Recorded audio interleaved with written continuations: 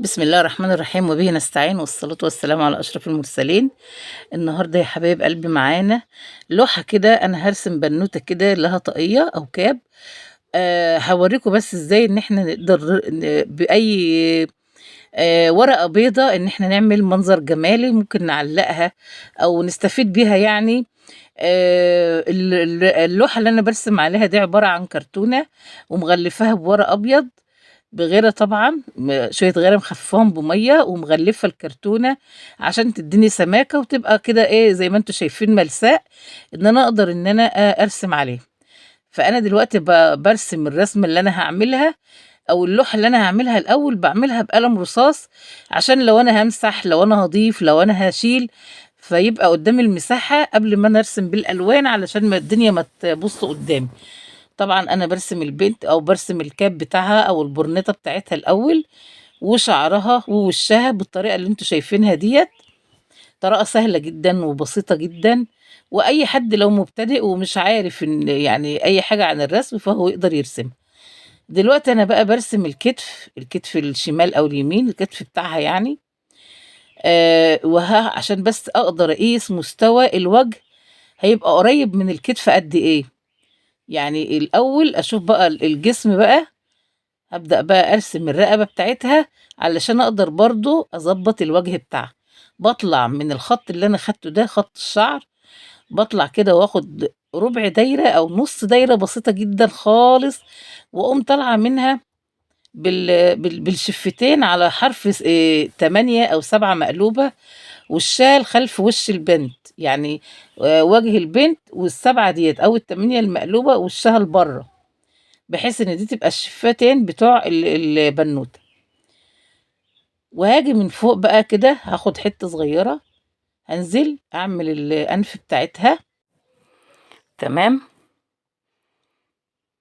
أنا طبعًا باسجّل لكم صوت، لإن طبعًا الولاد كانوا حواليّا وكان في أصوات كتير، فكان هيبقى في شوشرة ودوشة كده في الفيديو. فأنا حبّيت إن أنا إيه، أنا عملت كده رسم كروكي لكن بالألوان. أنا هاضبّط لكم بالألوان وهيبقى الفيديو أوضح من كده يعني. فأنا كده بارسم الشعر بتاعها.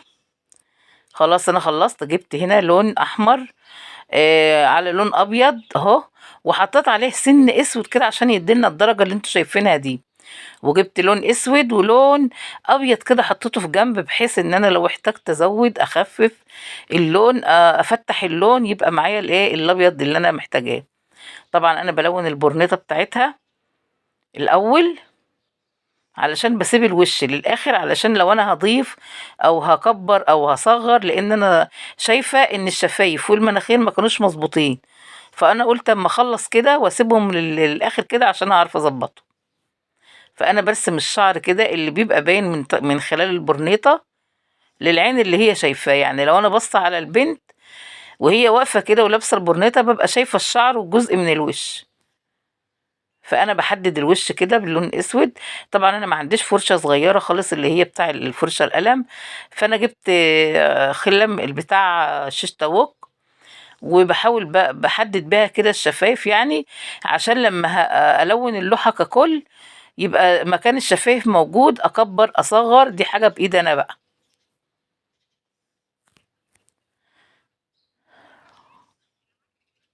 لقيت أنا مكان الأنف بتاعتها كان بعيد أوي لفوق، فقُمت أنا منزّلة البورنيطة لتحت شوية، ونزلت بالأنف كده لتحت شوية. باحمّر برضه الشفايف، برضه مش هي دي اللي عاجباني، لسه إن أنا هاضبّط الأنف وهاضبّط الفم بعد بس ما إيه، ما ألوّن اللوحة ككُل أو الخلفية بقى. طبعًا أنا جِبت نقطة بيج على نقطة بيضا على سِنّة كده حمرا، وخدت بقى لون الوجه بتاعها اللي هي البشرة بتاعتنا العادية يعني.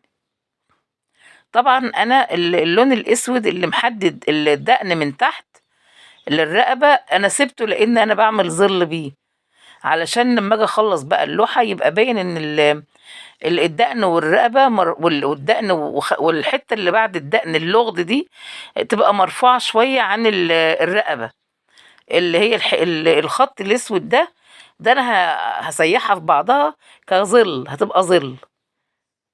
بالطريقة اللي انتوا شايفينها دي.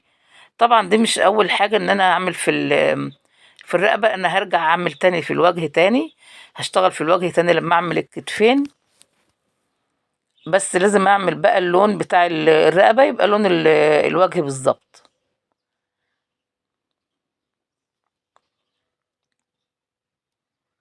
بالطريقة اللي انتوا شايفينها دي.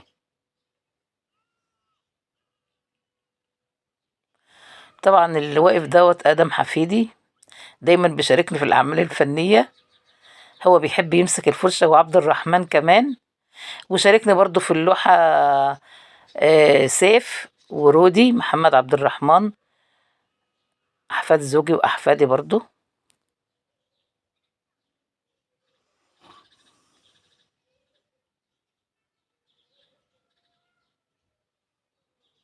بصوا بقى، أنا باخد الشعر من أول هنا أهو،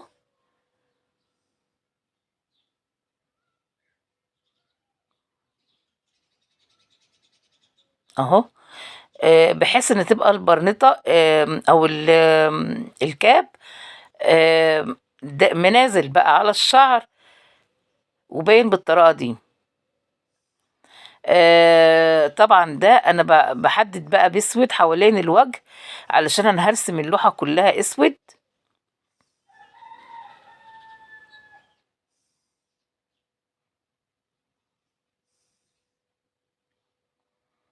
باعمل بفرشة صغيرة كده، باحدد بس عشان إيه، ال الوجه يبان والبورنيطة تبان والدنيا كلّها تبان أهو، تحديد بسيط كده بحيث إن الألوان ما تسيحش في بعض.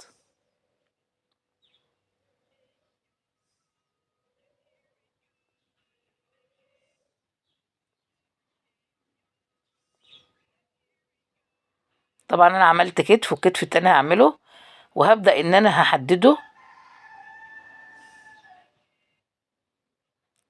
بس الأول لمّا أعمل أنا الأسود اللي حوالين الكاب، علشان هيبقى لسه في تضبيطات برضه أنا هاعملها تبيّن الكاب أوي، هو مش واضح بس هيبان في الآخر، هتبان البنوتة في الآخر، هتبقى شكلها تحفة يعني.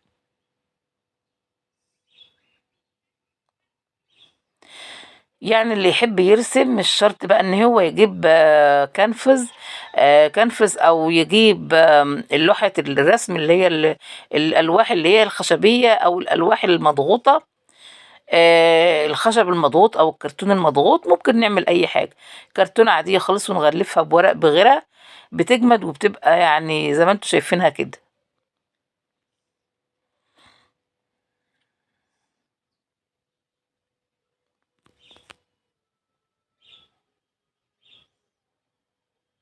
أنا طبعًا مشغّلة المروحة، وباسيب كل خطوة تنشف شوية، عشان لمّا آجي أضيف ألوان تاني أهي نشفت، فهابدأ بقى نعمل إيه، الكتفين أضبّطهم بقى، أعمل الكتفين وهاعمل الرقبة، بحيث إن هي تبقى لابسة الفستان بتاعها أحمر، وهالبسها عقد كمان، هالبسها عقد ألماظ كمان.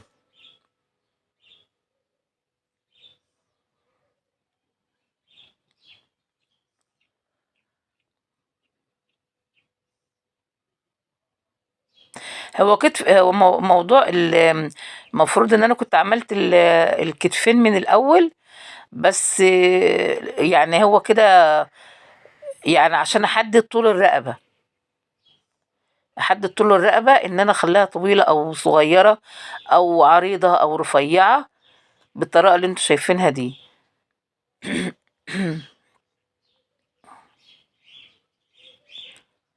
أهي بدأت تظهر نوعًا ما، أنا لسه هابيّن المناخير شوية، ولسه هابيّن الشفايف شوية. أنا عملت الشعر بتاعها نازل كده على الكتف بتاعها، وهابدأ أحدد بقى البورنيطة من فوق بحيث تبان ملامحها، هاعمل ظِل كده بسيط بالفرشة على البورنيطة، بحيث إن هي لو إحنا شايفينها من بعيد بتبقى مموّجة كده أو عاطية لنا خطوط بسيطة كده عليها يعني، بالطريقة اللي أنتم شايفينها دي.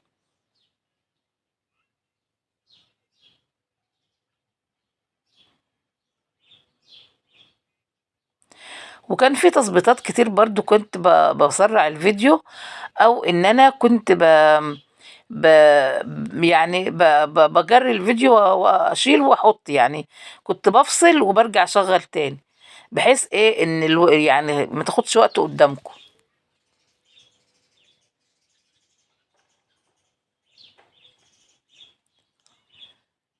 طبعا انا عاملاها على كرتونة، فلو هي معمولة على كانفاس او معمولة على لوحة رسم او ورق مقوى كانت هتبقى اجمل بكتير، بس هو كده برضو يعني مش وحشة. اهو انا ظبطت الانف شوية اهوت ظهرتها، والشعر نزلته شوية على خدها وعلى كتفها، وحطيت كده حتة بتاع ستريس كانت عندي، حطيتها كده زي عقد، وحطت خرزة كده في الآخر. آم، طبعا انا كل لزقها بغيرها يعني. كده انا قصرت الدقن شوية لان هي كانت طويلة جدا. اهو بصوا جمالها. ولما نشفت انا عملتها كمان بورنيش، يعني هي لما نشفت قوي عملتها بورنيش وصورتها لكم في الاخر. اهي الصورة اهي. وكده خلصت. السلام عليكم ورحمة الله وبركاته.